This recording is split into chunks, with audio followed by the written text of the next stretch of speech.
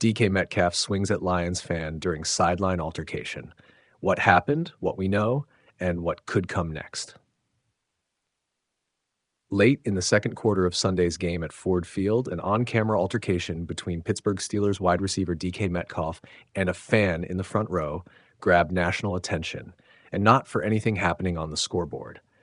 Here's a clear, fact-first timeline of the incident and its immediate fallout, followed by context and likely next steps. The play-by-play, what the video shows.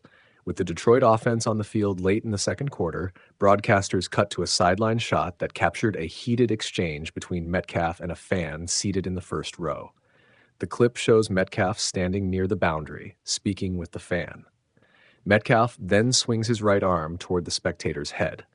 The video appears to show contact with a glancing blow. Metcalf walks away without being flagged or penalized on the field, and the Steelers remained on the sideline for the next possession. Stadium security personnel and team staff later escorted the fan away from his seat. Initial team comments indicated the fan was ejected. What teams and the league have said in its responses, the Detroit Lions acknowledged the fan was removed from the game. The NFL issued a brief statement noting that, because officials did not see the incident live on the field, it was not something subject to an in-game ejection of the player, and the league would be gathering more information. Steelers coach Mike Tomlin said he had not yet spoken to Metcalf and offered no immediate comment on discipline. Tomlin later said he'd seen the reports but hadn't had a chance to talk to Metcalf about the exchange.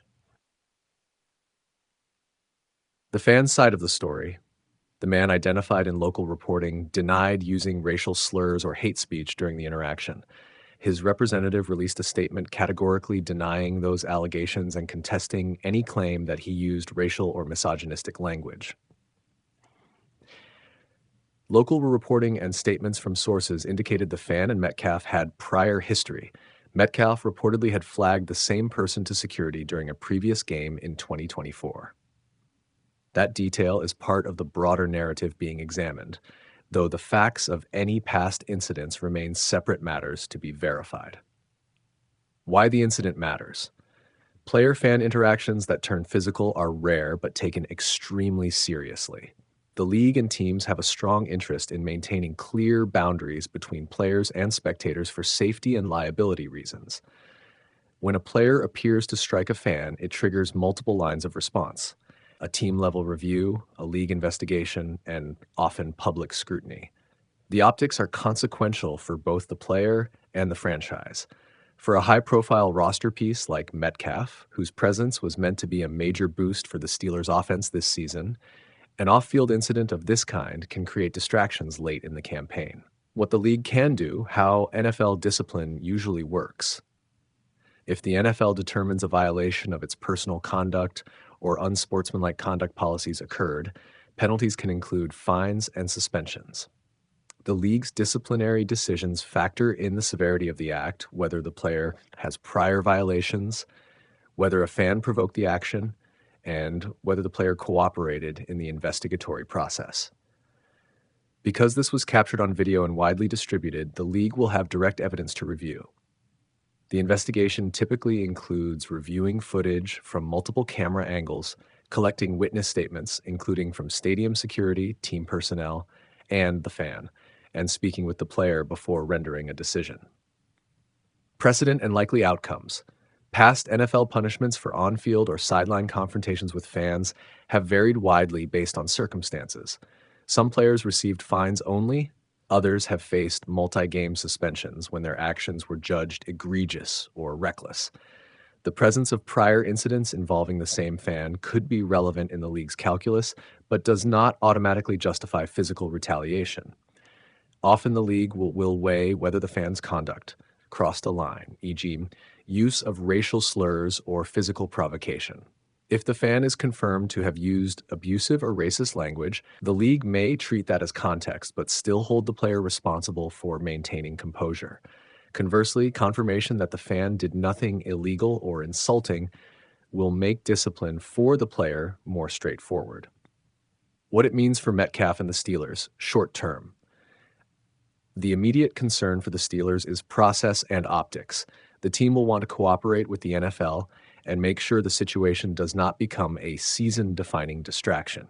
Expect internal interviews, security reports, and possible statements from the club and the player once league investigators reach out. For Metcalf personally, the range of outcomes runs from no punishment if the league finds the fans' behavior provoked the reaction in a way that justifies leniency, to a fine and/or suspension if the act is judged to be unjustified physical contact. Any suspension would likely affect the team's availability of a primary receiving threat down the stretch. Broader implications: culture, security, and fans' behavior. Incidents like this raise questions about fan behavior and stadium security protocols, how aggressively front row spectators can heckle players, how teams and stadiums respond to repeat offenders, and how the NFL enforces a safe environment for players and fans alike. Teams have an obligation to ensure fans are removed when they cross established lines. Likewise, players are expected to avoid physical confrontations. The balance between those two responsibilities is often central to how the NFL frames its disciplinary actions. What to watch next? Official league statement. The NFL typically summarizes its findings or announces discipline after a review. Watch for an announcement from the league's competition or player conduct office. Steelers and Metcalf's comments. Expect follow-up from the team once it completes its internal review, and from Metcalf himself if the issue becomes a prolonged story. Any corroborated evidence about the fans' alleged language or prior incidents. That information will meaningfully affect how journalists and the public view the exchange. Bottom line, a sideline altercation that appears to show DK, Metcalf swinging at a fan, is a serious matter that will be reviewed by the league and the team.